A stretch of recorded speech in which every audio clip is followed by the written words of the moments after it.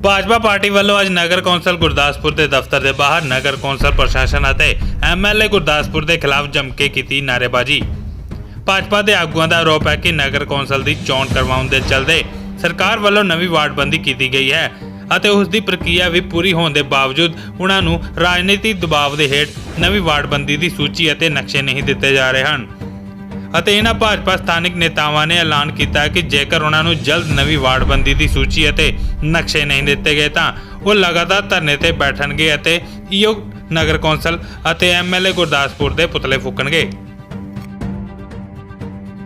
उधर दूसरे पासे नगर कौंसल के ईओ अशोक कुमार ने भाजपा के आगुआं वालों लगाए जा रहे आरोपों को बेबुनियाद दस्सिया ਅਤੇ उन्होंने कहा कि वार्डबंदी की प्रक्रिया तो बाद नवीं तय हुई वार्डबंदी ਅਤੇ नक्शे की कापी उन्होंने दफ्तर वालों इन्हां भाजपा के आगुआं ਨੂੰ दे दी गई है ਅਤੇ ਉੱਥੇ ही उन्होंने दस्सिया कि उन्हां वालों खुले तौर पर दफ्तर 'ਚ सूची पारदर्शी ढंग नाल दिखाई जा रही है।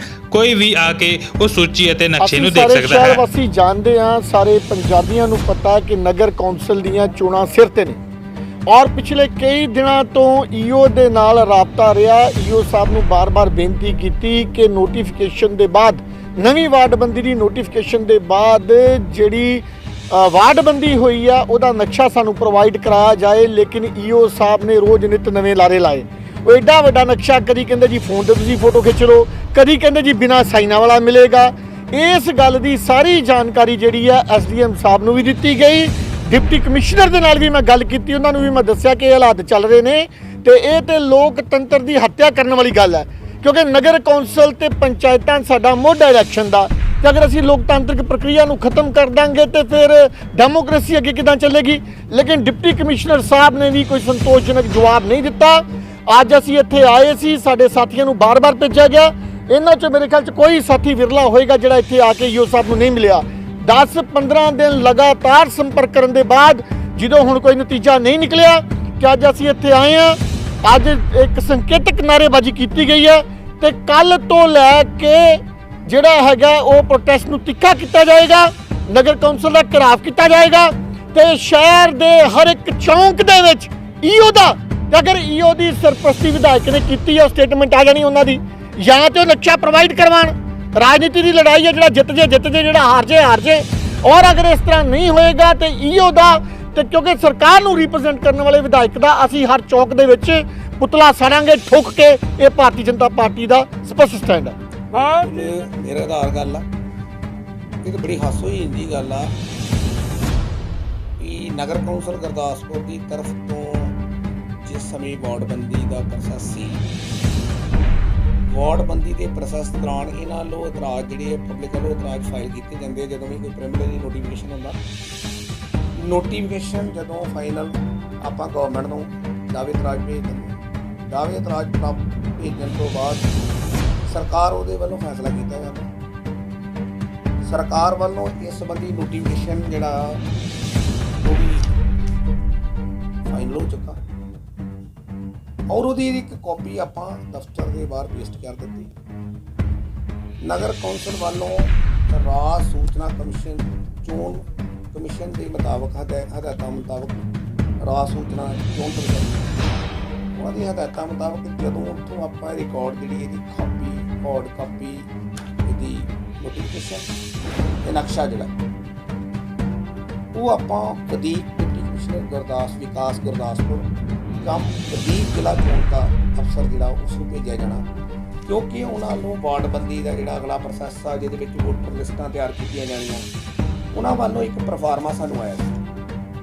ਜਿਹੜਾ ਪ੍ਰੋਫਾਰਮਾ ਸਾਨੂੰ ਪ੍ਰਾਪਤ ਹੋਇਆ ਸੀ ਉਹਦੇ ਵਿੱਚ ਇਹ ਵਾਰਡ ਜਿਹੜੇ ਆ ਕਿਸ ਬੂਥ ਦੇ ਵਿੱਚ ਐਗਜ਼ਿਸਟ ਕਰਦੇ ਆ, ਉਹਨਾਂ ਬੂਥਾਂ ਦੀ ਲਿਸਟ ਜਿਹੜੀ ਆਪਾਂ ਸਮੇਤ ਨਕਸ਼ਾ ਜਿਹੜਾ ਆ ਉਹ ਅਸੀਂ ਵਧੀਕ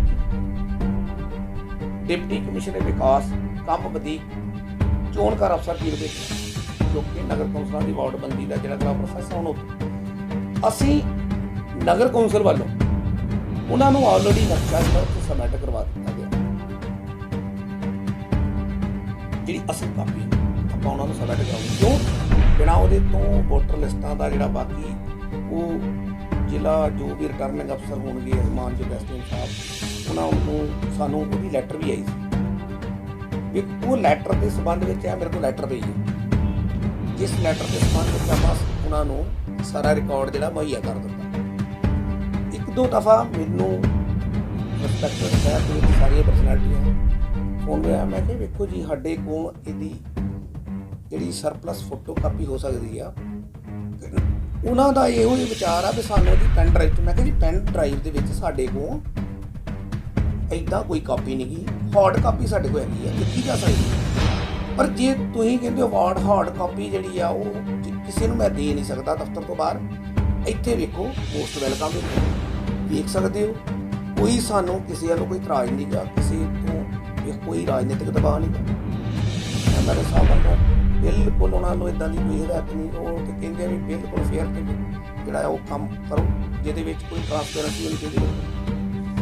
ਇਹ ਨਿੱਕੇ ਨਿੱਕੇ ਕੰਮਾਂ ਦੇ ਵਿੱਚ ਮੈਂ ਤੇ ਸਮਝਦਾ ਵੀ ਇਹ ਤੇ ਨਿਗਾਹ ਜਿਹਾ ਕੰਮ ਆ, ਜਦੋਂ ਮਰਜ਼ੀ ਮੇਰੇ ਕੋਲ ਆਲਰੇਡੀ ਇੱਥੋਂ ਇਹਨਾਂ ਹਰ ਬੰਦੇ ਕੋਲ ਕੋਈ ਕਾਪੀ ਹੋਏਗੀ ਇਹਦੀ ਜਿਹੜਾ ਨੋਟੀਫਿਕੇਸ਼ਨ, ਹਰ ਬੰਦੇ ਕੋਲ ਇਹਨਾਂ ਕੋਈ ਨੋਟੀਫਿਕੇਸ਼ਨ ਦੀ ਕਾਪੀ। ਜਿਸ ਨੋਟੀਫਿਕੇਸ਼ਨ ਹੁੰਦਾ ਹੈ ਵਾਰਡਬੰਦੀ ਦਾ, ਉਹਦੇ ਵਿੱਚ ਬਕਾਇਦਾ ਲਿਖਿਆ ਜਾਂਦਾ ਇਸ ਵਾਰਡ ਤੋਂ ਇੱਥੋਂ ਤੱਕ, ਇੱਥੋਂ ਲੈ ਕੇ ਇੱਥੋਂ ਤੱਕ, ਉਹਦੇ ਵਿੱਚ ਹਰ ਚੀਜ਼ ਡਿਟੇਲ ਲਿਖੀ ਹੁੰਦੀ ਵਾਰਡ ਵਾਈਜ਼। ਉਸ ਤੋਂ ਇਲਾਵਾ ਉਹਦੇ ਵਿੱਚ ਇਹ ਵੀ ਲਿਖਿਆ ਹੁੰਦਾ ਜਿਹੜੀ ਵਾਰਡਬੰਦੀ ਹੁੰਦੀ ਆ ਕਿ ਕਿਹੜੇ ਏਰੀਏ ਜਿਹੜੇ ਆ ਟੋਟਲ ਵਾਰਡਾਂ ਕਿੰਨੀਆਂ, ਜਿੱਦਾਂ ਉਹ ਸਾਡੇ ਕੋਲ 29 ਵਾਰਡਾਂ, ਉਹਦੇ ਵਿੱਚ ਸਾਡੇ ਕੋਲ ਐਸਸੀ ਕਿੰਨੀਆਂ, ਜਨਰਲ ਕਿੰਨੀਆਂ, ਲੇਡੀਜ਼ ਕਿੰਨੀਆਂ, BC ਕਿੰਨੀਆਂ,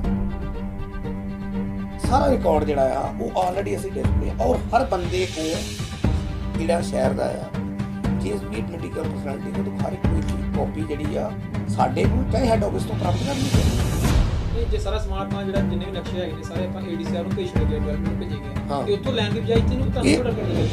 ਮੈਂ ਉਹ ਤੇ ਗੱਲ ਕਹਿੰਦਾ ਵੀ ਨਿੱਕੀ ਜੀ ਆ, ਇਹ ਤੇ ਉੱਤੇ ਰਾਜਨੀਤੀ ਨਹੀਂ ਕਰਨੀ ਚਾਹੀਦੀ। ਬਹੁਤ ਛੋਟਾ ਜਿਹਾ ਕੰਮ ਆ ਜਿਹੜਾ ਆਲਰੇਡੀ ਜਿਹੜਾ ਆ ਕਦੋਂ ਵੀ ਉੱਥੋਂ ADC ਦਾ ਉੱਥੋਂ ਪ੍ਰਾਪਤ ਕਰ ਸਕਦੇ, ਕਿਉਂਕਿ ਉਹ ਵਾਰਡ ਬੰਦੀ ਦਾ ਪ੍ਰੋਸੈਸ ਅਗਲਾ ਜਿਹਦੇ ਵਿੱਚ ਵੋਟਰ ਲਿਸਟਾਂ ਬਣਨੀਆਂ ਜਾਂ ਹੋਰ ਕੁਝ ਹੋਣਾ, ਉਹਦੀ ਮੈਂ ਜਿਹੜੀ ਚੀਜ਼ ਮੇਰੇ ਕੋਲ ਰਹਿ ਦੇ ਪਾਇਆ ਉਹ ਲੈ ਲੈਣ, ਮੋਸਟ ਵੈਲਕਮ, ਜਦੋਂ ਮਰਜ਼ੀ ਲੈਣ। ਔਰ ਉਹ ਲੈਣ ਦਾ ਕੀ ਮਤਲਬ, ਉਹ ਤਾਂ ਕਈ ਵਾਰੀ ਕਾਪੀਆਂ ਆਲਰੇਡੀ ਲੈ ਚੁੱਕੇ ਆ, ਉਹ ਲੈ ਚੁੱਕੇ ਆ। ਇਹ ਤਾਂ ਨਿੱਕੀ ਮੋਟੀ ਗੱਲ ਆ, ਇਹ ਤਾਂ ਜਦੋਂ ਮਰਜ਼ੀ ਸਾਡੇ ਕੋਲ ਆਲਰੇਡੀ ਡਿਸਪਲੇ ਹੁੰਦੀ ਆ, ਉਹਦੀਆਂ ਕਾਪੀਆਂ ਨਾਲ ਹਰ ਬੰਦੇ ਕੋਲ ਸਰਕੂਲਰ ਹੋਈ ਹੈ ਵੀ। ਇਹ ਤਾਂ ਬਿਲਕੁਲ ਨਿੱਕੀ ਜਿਹੀ ਗੱਲ ਹੈ, ਰਾਜਨੀਤੀ ਦਵਾ ਧਰੇ ਵਿੱਚ ਬਿਲਕੁਲ ਨਾ ਕੋਈ ਇਦਾਂ ਦੀ ਕੋਈ ਗੱਲ ਨਹੀਂ। ਨਗਰ ਕੌਂਸਲ ਤੇ ਜ਼ਿਲ੍ਹਾ ਪ੍ਰਸ਼ਾਸਨ ਵੱਲੋਂ ਕੋਈ ਸਾਨੂੰ ਦਬਾਅ ਨਹੀਂ, ਨਗਰ ਰਾਜਨੀਤਿਕ ਕੋਈ ਦਬਾਅ ਨਹੀਂ, ਬੜਾ ਵਧੀਆ ਸਾਨੂੰ ਉਹਨਾਂ ਨੂੰ ਕੋਆਪਰੇਸ਼ਨ ਹੁੰਦੀ ਹੈ। ਔਰ ਜਿਹੜੀ ਚੀਜ਼ ਆਲਰੇਡੀ ਮਿਲ ਚੁੱਕੀ ਹੁੰਦੀ ਆ ਉਹਦੇ ਉੱਤੇ ਮੇਰੇ ਹਿਸਾਬ ਨਾਲ ਰਾਜਨੀਤੀ